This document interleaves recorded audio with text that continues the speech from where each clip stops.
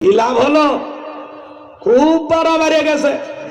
ওয়াজ মাহফিলের অনুমতির জন্য এই ওসির কাছে যাও, ডিসি অফিস যাও, এ বাপ রে বাপ।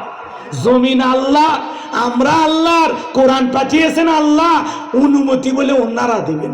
এই কোরআনের কথা বলার অনুমতি দেওয়ার একমাত্র অধিকার কার? তোমরা কে গো? এরা কারা? কথা কয় না কেন? মন্ত্রীরা সব কোথায় গেল, এমপিরা সব কোথায় গেল, কোথায় কাদের কাকা? ওদের সারা দেশটা বড় লাগে ফাঁকা ফাঁকা।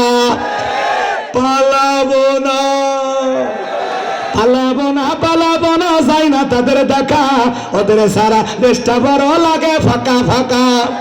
আইন মন্ত্রী আটকে গেল আইনেরই ফাঁকে, দাড়ি সারা দরবেশটারে ভণ্ড ভণ্ড লাগে। শুনেছি ভাই কত নেতা নেত্রী খাইতেছে ভাই ডান্ডা, বিচারপতি কালামানিকের ফাটিয়েছে নাকি আন্ডা। এটা আমার খবর না, মিডিয়ার খবর। এই বিচারপতি শামসুদ্দিন মানিক আল্লামা সাইদি হুজুরকে মৃত্যুদণ্ডের রায় দিয়েছিল।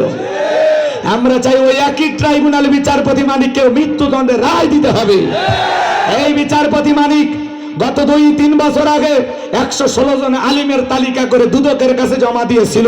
আমার রোল নাম্বার ছিল 23, সিরিয়ালে আমার নাম্বার কত? 23। আপনারা চেনেন না, ওরা ঠিকই জানে। রাগ করতেছেন আপনারা? ওরা ঠিকই জানে। আমার ভাইরা যারা আলেমদের তালিকা করেছিল আজকে তারা কলার পাতা শুয়ে থাকে। আহা, টকশোতে বসে আমার একজন বোনকে অপমান করে বলে রাজাকারের বাচ্চা। ছাত্র আন্দোলনের সমস্ত ছাত্রদেরকে বলে এরা রাজাকারের বাচ্চা। ও একদম সাচ্চা, এখন জেলখানায় ঢুকছে কে মামু? কথা কয় না কে? এর বিচার হওয়া দরকার আছে না নাই? জোরে বলেন দরকার আছে না নাই? ফলকের ঝলক গেল, ফলকের ঝলক গেল, থামিয়ে নেটের চাকা, ওদের সারা দেশটা বড় লাগে ফাঁকা ফাঁকা।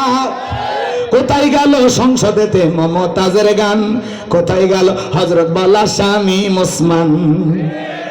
মাইক পেলতে বলতো খেলা হবে, খেলা হবে। আজকে মাঠ পড়ে আছে কিন্তু শামীম ওসমানের মতো খেলোয়াড় নাই। আমরা খুঁজতেছি, আসেন ভাই আসেন, খেলা হবে। কথা কম বাজান গো। অনেক সময় অনেক কথা বলার থাকে, কিন্তু আসলে সময় স্বল্পতার কারণে আমি কথা গোছায় বলতে পারতেছি না। কষ্ট হয় মনে হয় আপনাদের? অনেক কথা বলার ছিল বাজান, আমি আর অত কথা বলবো না, কষ্ট হয় আপনাদের। আল্লাহ নবী মুসা আলাইহিস সালামকে ধমক দিয়ে বলেন, ও পয়গম্বর ওয়াজ বন্ধ করেন। ওই যে তাকায় দেখেন 2 নাম্বার মহিলা দাঁড়াইছে। সফতা এবার দাঁড়িয়ে বলতেছে, কারণ তুমি লাফালাফি করো না, তুমি বসো, আমি যেহেতু দাঁড়িয়েছি বলার জন্য আমাকে বলতে দাও। এইবার সফতা দাঁড়িয়ে বলে, ও জনগণ শোনো দিয়া মন, আমি জীবনে কোনোদিন মুসা নবীকে দেখি নাই। আজকে মুসা নবীকে দেখার পরে, আলোচনা শোনার পরে আমার পাষাণ হৃদয় গইলা গেছে। আমি সিদ্ধান্ত নিয়েছি আর খারাপ কাজ করব না, অশ্লীল কাজ করব না। আমি তওবা করে ঈমান গ্রহণ করব।